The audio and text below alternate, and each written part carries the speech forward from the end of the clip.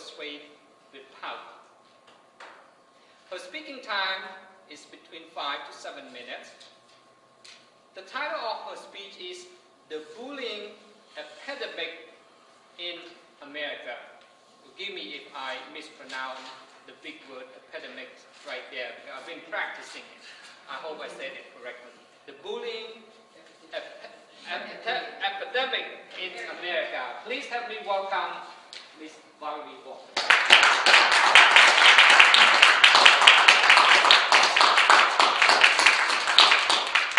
Good evening, everyone. Thank you very much, Toastmaster Tim Ing. You did a very good job. The word is epidemic, and it is a disease. It's a disease that's going all around America. And what we want to talk about is bullying.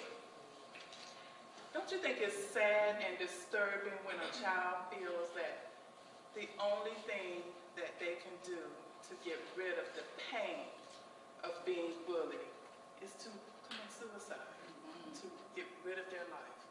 That's very disturbing. And lately it's just been going on all across America. I would like to address that problem here tonight and to persuade you to join in the fight against bullying. What is bullying? Bullying is a negative behavior. It's negative behavior that most teens use to intimidate others.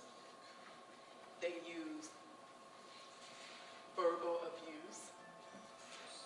They use physical abuse to ostracize another person, and oftentimes to get them to do what they want that person to do.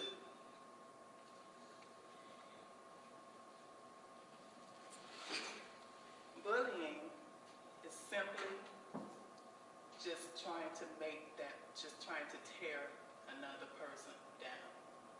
That's what it boils down to.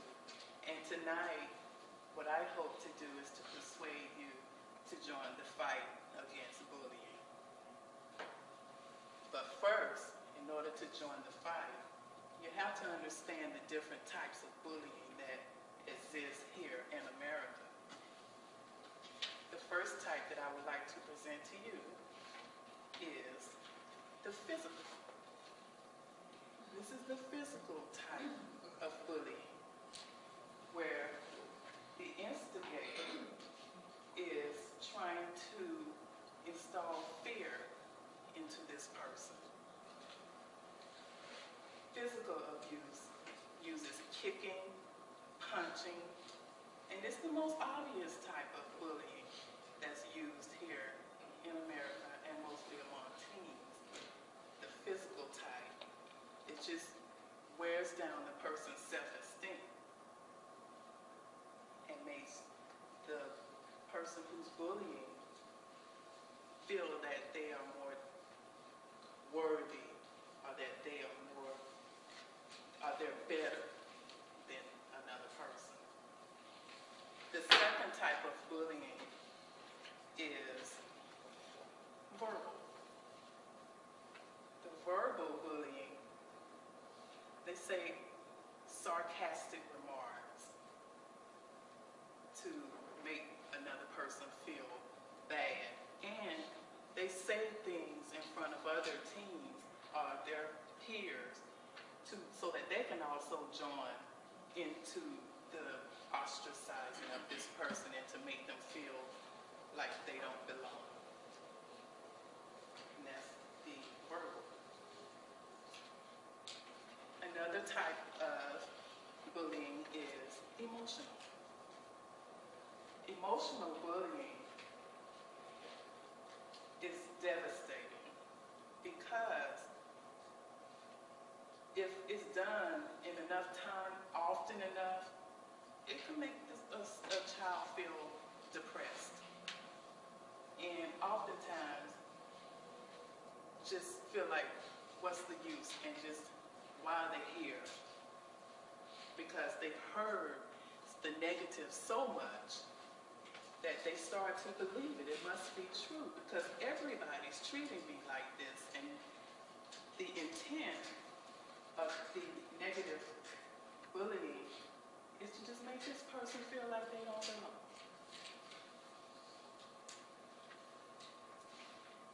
This type of bullying is new, recently, cyberbullying. And, you know, this could possibly be the worst type of bullying because the person who is being bullied, they can't,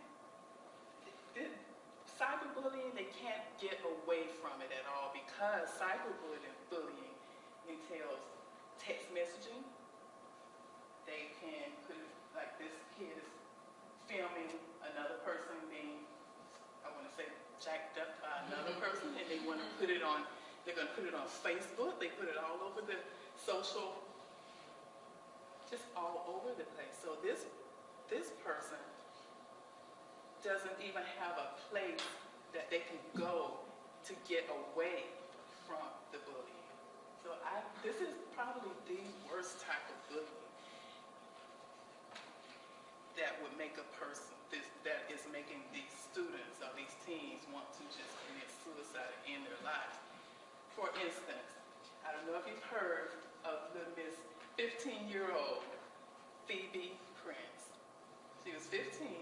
In March, she ended her life because someone was cyberbullying her.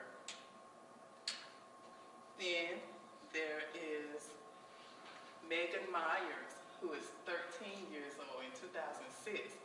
And you probably remember her. She committed suicide after a neighbor's mother was on the internet posing herself as a young boy. And on the website, she was just tearing this little girl down to the point where she couldn't take it anymore. Then, here in September, within a span of 2 weeks, 6 young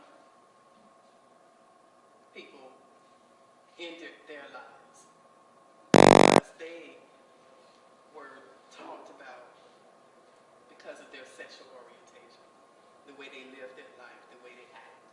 So they felt like it was no sense in living after they were harassed so bad. More than 30% of teens in the United States are 5.7 million have said they've been involved in either bullying someone or they've been the victim of a bully or both. Statistics suggest that teens who are younger are mostly affected by bullying. As they grow older, that kind of wear off, and I just think that they are stronger and they're not as open to being bullied by someone. I'd like for us to just try and get all the teens to try this as well, to go through a day without gossiping or listening to gossip or taunting, tearing down of another person.